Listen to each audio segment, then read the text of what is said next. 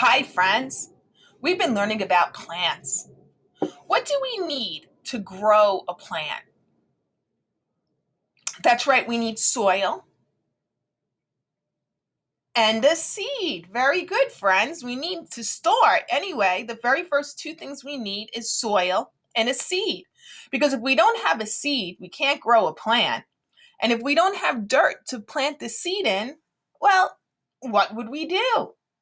So I have a story about a tiny seed, and it's called The Tiny Seed. And it's by one of my favorite authors and illustrators, Eric Carle. He's our author, he wrote the story, and he's our illustrator. He drew the pictures. A tiny seed. It is autumn. A strong wind is blowing. It blows flower seeds high in the air and carries them far across the land. One of the seeds is tiny, smaller than any of the others. Will it be able to keep up with the others? And where are they all going?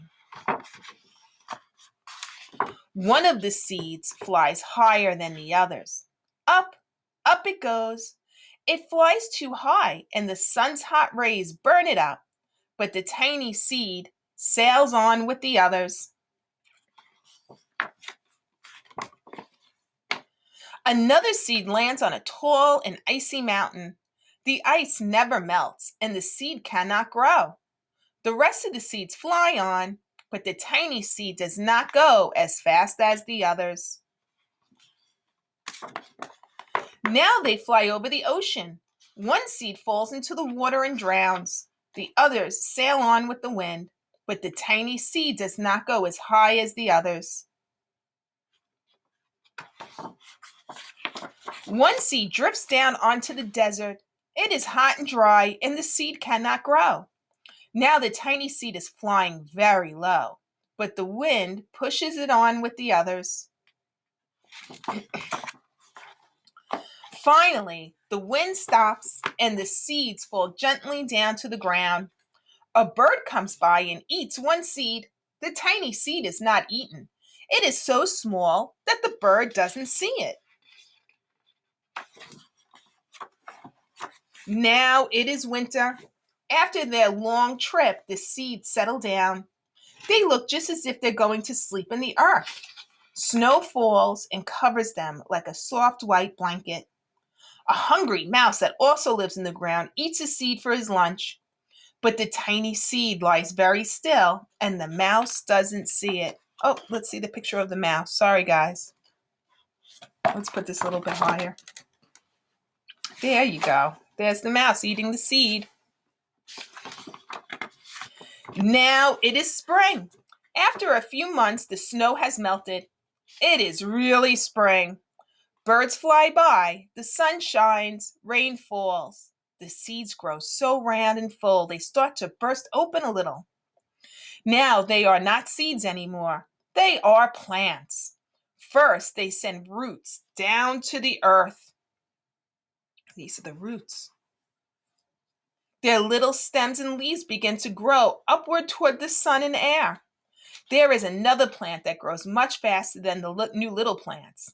It's a big fat weed, and it takes all the sunlight and rain away from one of the small new plants, and that plant dies. The tiny seed hasn't begun to grow yet. It will be too late. Hurry! But finally, it too starts to grow into a plant. The warm weather also brings children out to play. They too have been waiting for the sun in springtime. One child doesn't see the plants as he runs along, and oh, he breaks one. Now it can't grow anymore. The tiny plant that grew from the tiny seed is growing fast, but its neighbor grows even faster. Before the tiny plant has 3 leaves, the other plant has 7. And look, a bud. And now, even a flower. But what is happening? First, there are footsteps. Then a shadow looms over them.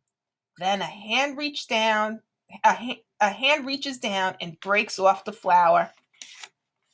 The boy has picked the flower to give to a friend.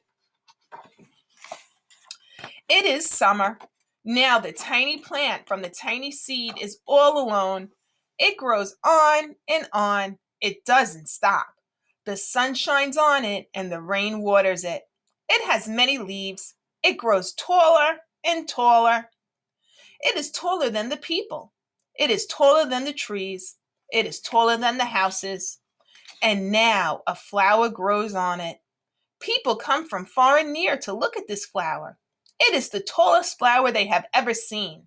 It's a giant flower. All summer long, the birds and bees and butterflies come visiting. They have never seen such a big and beautiful flower. Now it's autumn again. The days grow shorter, the nights grow cooler, and the wind carries yellow and red leaves past the flower. Some petals drop from the giant flower, and they sail along with the bright leaves over the land and down to the ground. The wind blows harder. The flower has lost almost all of its petals. It sways and bends away from the wind, but the wind grows stronger and shakes the flower. Once more, the wind shakes the flower, and this time the flower's seed pod pops open. Out come many tiny seeds that quickly sail far away on the wind. And what do you think happens to those seeds? That's right. It's just like going back to the beginning of the book. The seeds sail away on the wind. Some will get planted, some won't. And then from water and warm air and the sun, the seed will start to grow into a plant again. It's called the life cycle of a flower. It starts as a seed buried in the ground. We take care of it, or nature takes care of it by giving it water and sunlight, and it begins to grow. And it grows and grows and grows until eventually the weather turns and it gets too cold. The flower dies and releases its seeds, and the seeds spread over the earth again. So it's a cycle. We also learned about another cycle, the water cycle. And it just keeps going round and round over and over. I hope you enjoyed the story, friends.